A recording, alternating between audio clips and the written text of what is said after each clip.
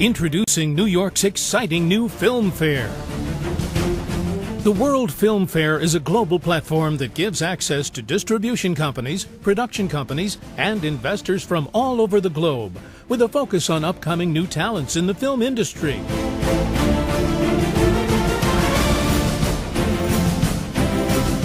Coming October 26th through the 31st, 2018, to the New York Expo Center.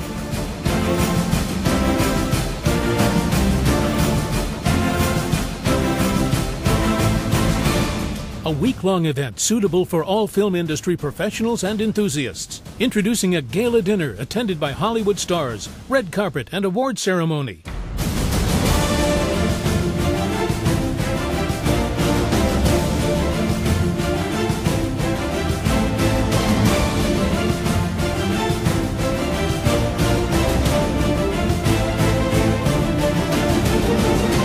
Coming in 2019 to Madrid, London, and Hong Kong.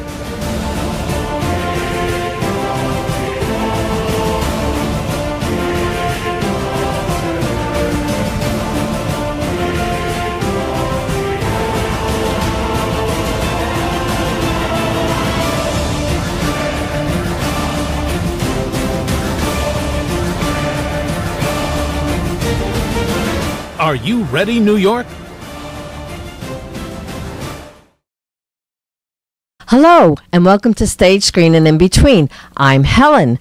My special guest today is actor, writer, producer, and star, Dennis Cabrini. Dennis, it's so good to have you on my show today. Hi, thank you for having me today, Helen. Yes. Isn't it exciting? There's going to be a whole new, brand new World Film Fair, right? Yeah. It's very exciting, and it's something new coming to the city. It's a great opportunity for distribution companies and anybody in the film industry. There's going to be a lot of things going on.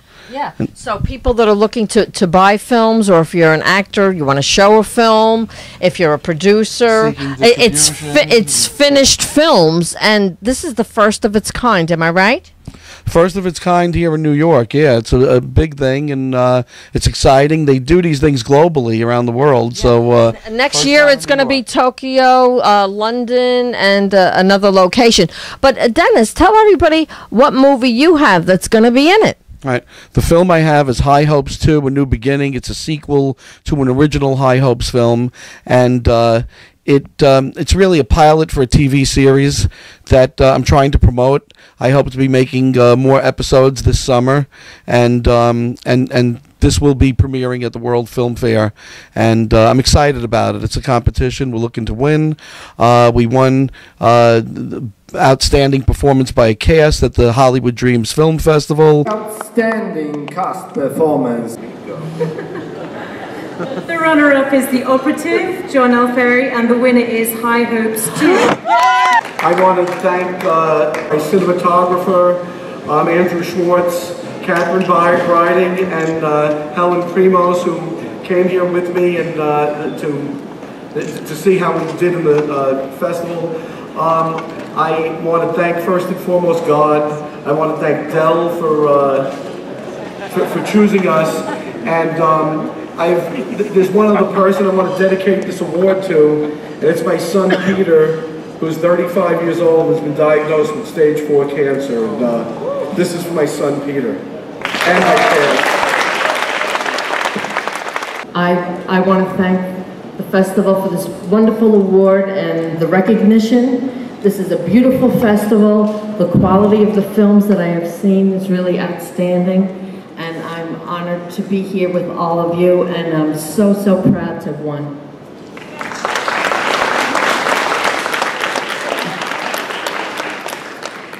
After seeing the incredible films that I saw at this festival, I have to say that this is a real honor. Thank you.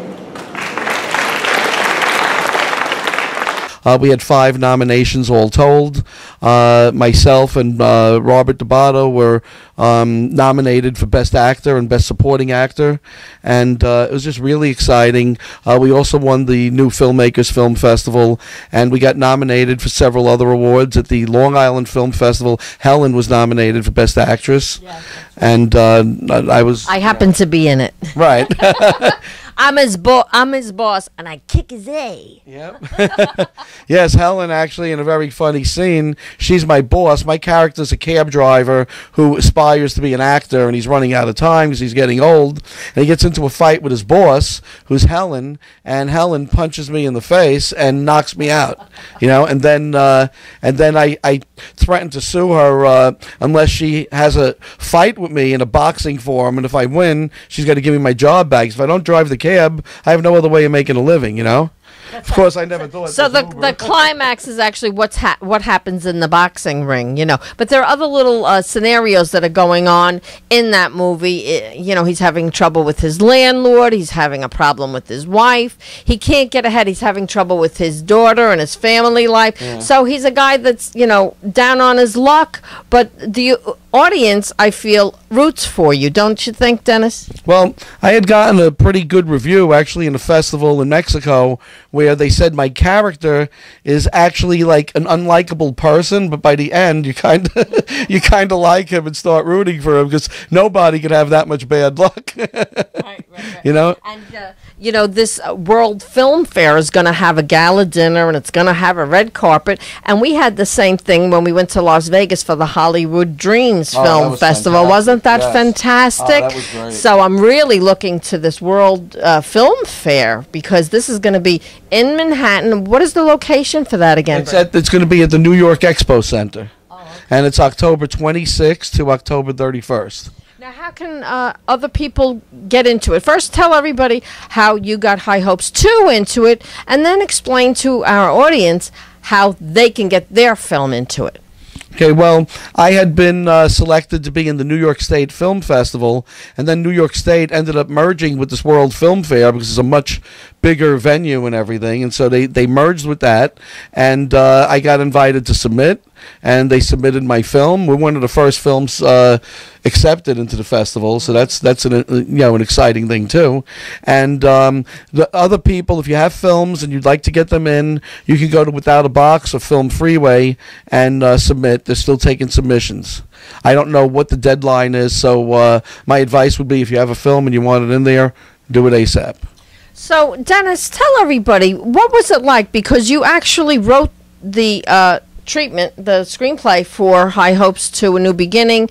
You're the star of it, and you put other very good talent in because you cast it as well, really. Right. You have Judy Prianti and Cheryl Metrick and Catherine Briding and Rosemary, Bob D'Abato, Dale Killian, and Sal Ranella, and to name a few people that are in it.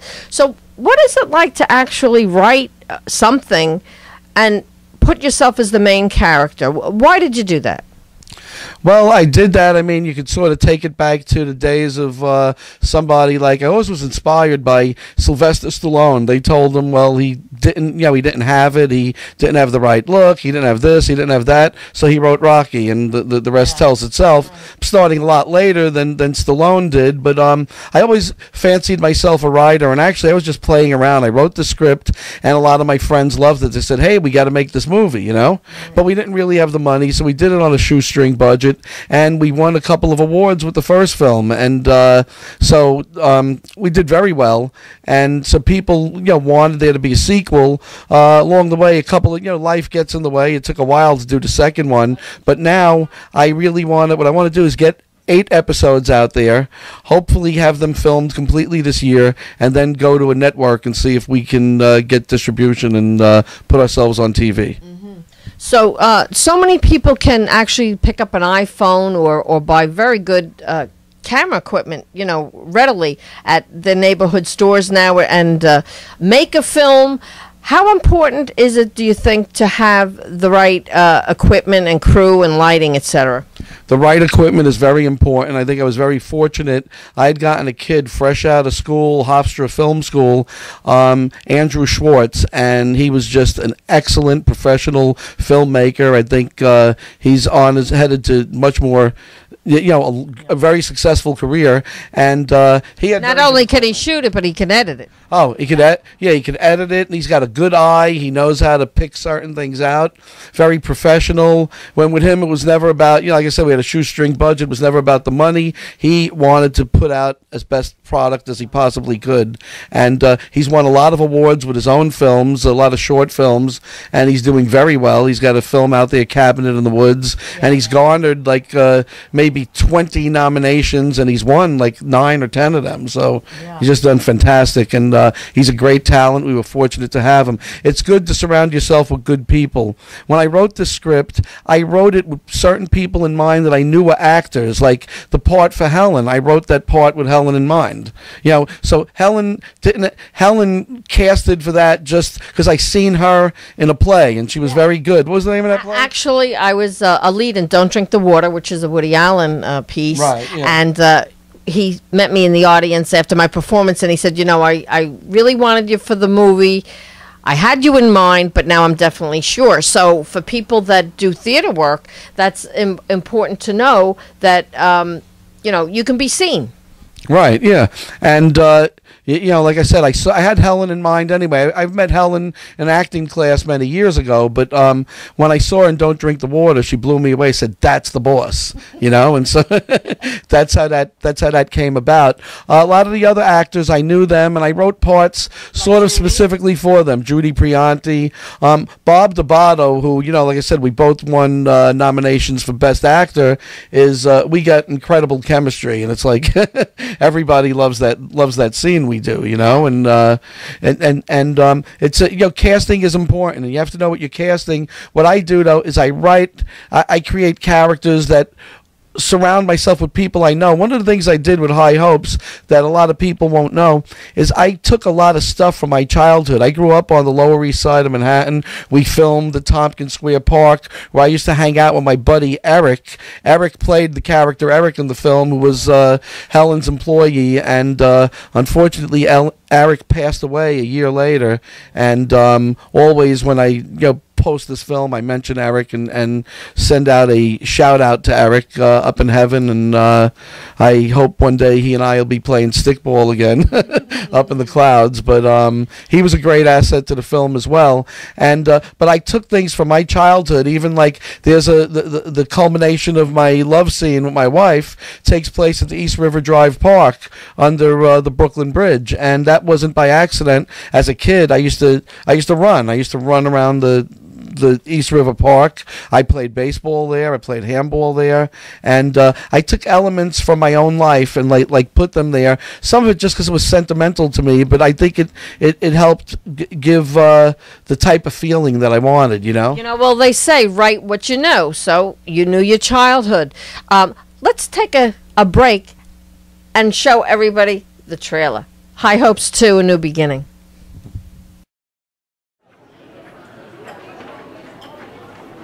Wow, isn't that Ron Jeremy? That ugly porn star? No, that's Danny DeVito. My name is Danny Valentino, and ever since I can remember, I wanted to be an actor. All my friends, they thought I was crazy. I don't look like an actor. You're just wasting your time going on to this audition. Look at that hack license. Look at that picture. Man, you're some ugly dude, I'll tell you.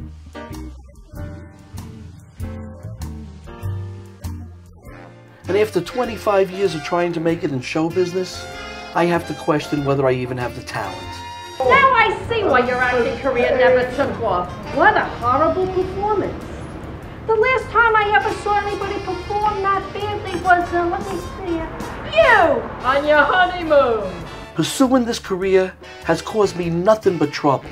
I think your acting has gone to your brain. With my landlord. Why would I want to make a bet with you?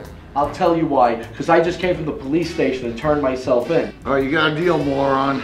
With my wife, because I'm never home.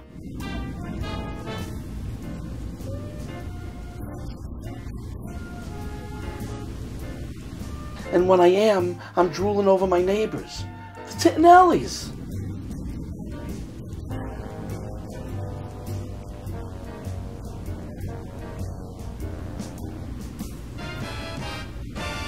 It seems like trouble just as a way of finding me. To make ends meet, I drive a taxi cab. Recently, my boss knocked me out. And then she fired me. So in order to get my job back, I offered her a proposition. I challenge you to a 3-round boxing match. I accept your challenge, Big Mouth. So now, I gotta fight a woman to get my job back. I must be crazy. And that's not the only fight I have on my hands. The police are after me.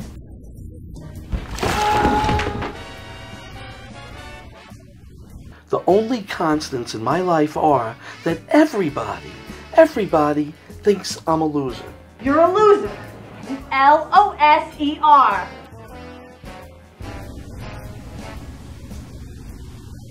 Maybe I should just give up. What's wrong with me? Why does a guy with no looks, no talent, and no luck think he can make it as an actor? All I know is I'm not going to give up. I may be a loser, but I've never been a quitter. I'm not going to let go of my dream. I'm not going to let go of my high hopes.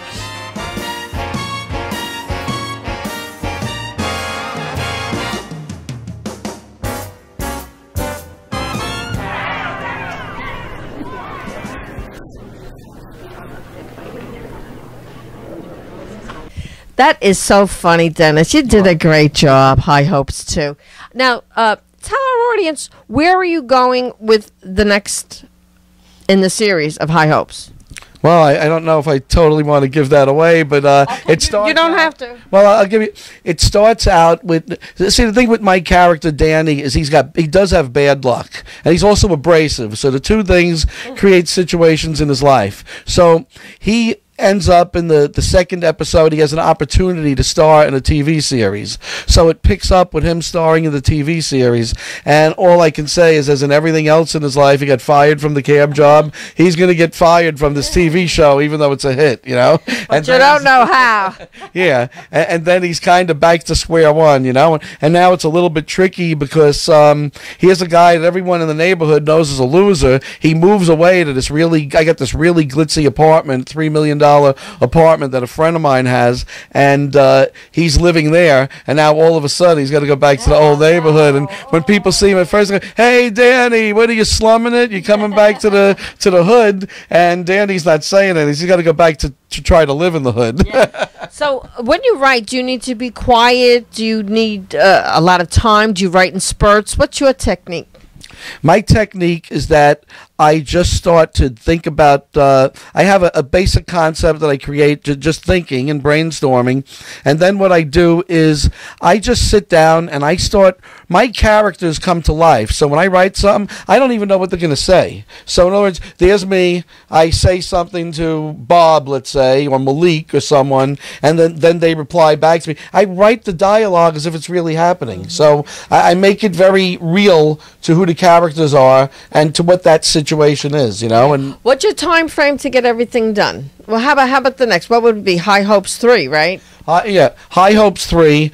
It's going to be a TV series, so I don't know if I got to keep going with the numbers, but I probably will at this point, you know. And then if we get picked up, we can change some of that. But my framework is I'm writing something right now, but each episode flows into the other. So hopefully, when I start filming, even if we got to do it every weekend or whatever, get this whole thing completely filmed by the end of the year, and then bring it. I might YouTube it first, the whole series, and then try to sell it. But it depends. It depends on what's out there and what the opportunities are. And I'm hoping at World Film Fair maybe somebody's going to like us and pick us up. Yeah, that would be great. Now, and I was going to mention, because all this to make a movie is not free.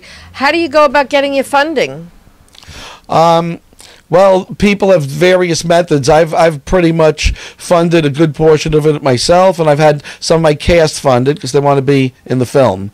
A lot of people use Indiegogo as a way to raise money, or they go out, they do networking, they meet people, they show their trailers. You put your trailer out there, you put your information out there, or whatever. I don't like asking people for money. I think if the film's going to happen, it's going to happen. However, if anyone's interested in helping us in any way, working on the set, helping us promote it or whatever, you can take a look at Helen's webpage, or like the High Hopes webpage, or my page, Dennis Cabrini, and also I have an Indiegogo page, and you can take a look over there. So you can actually look at several things to keep a look at us. I do also have Twitter and all that other stuff. The truth is, I don't know how to use any of it. Oh. I'm not the most computer literate. Which yeah, you can find information that will be coming up about when will be, a show with Dennis on it, or of course we'll be filming at the World Film Fair, etc. And periodically. But if you go to the Facebook page for the show, Stage, Screen, and In Between with Helen, and like the page, you'll not only see what's coming up next week on the episodes, but also what's going on with High Hopes 2 and with the World Film Fair, etc., because I do post information that's of interest. Yes, and you'll see that as well. I guess you can look at the Indiegogo page and see how we're doing as far as coming up with what we need to make the film happen, So now the name of the show is Stage, Screen, and In Between. So other than writing and producing and starring in movies, what else do you do? What's your livelihood? My livelihood is I'm a psychotherapist, and I have a private practice in Belmore, New York, and I'm also a specialist in substance abuse. I've taught at Queens College people, in the area of substance abuse, and so that's my day job, is being being a psychotherapist, and I've been doing it for a while, and I've had some interesting jobs. I was once clinical. I was the clinical supervisor of mental health for several prisons in Rikers Island, so I've got a diverse background. I've done work in a lot of different areas. So do you feel that you draw on some of your experience with people when you write? It becomes part of what's in your brain? Well, absolutely. I think every writer does. And the thing I think that makes High Hopes unique is most writers, it appears to me, come from backgrounds where they had a little bit of affluence or whatever. So they write stories about people that are more upscale and people that have really glitzy jobs and everything. I'm a guy, a guy who grew up in the ghetto with projects in New York City. I write about things from a different side of life, because I don't think you see enough of that, and so my thing's more about like the working class person, the person who struggles, the person that doesn't have money, and in the film industry you see too much of the other thing, everybody's an architect, everybody's a doctor, everybody's a lawyer, so I write about working class people, and I think that gives us sort of a unique quality, because you say, hey, not everybody's perfect. I don't have perfect characters. Not everybody looks like a model or a superstar. I mean, look at me. And that's part of the idea of my thing, too, is, well, what do you do if you want to be an actor and you look like me? You're starting out with a problem. So for people that don't know, sometimes people say, well, you made movies. I never saw your movie in the movie theater. But they are in film festivals. How important is it for people to attend film festivals, and how important is it for you as a filmmaker to be accepted into a film festival? Well, film festivals are a venue to get yourself out there, and it's not entirely true. I've been in pretty big movie theaters, so there's our film itself has been on the big screen all over, and and I have had some experience. This isn't my first rodeo. It's my first rodeo writing my own film, but I've done film work and I've been on the big screen.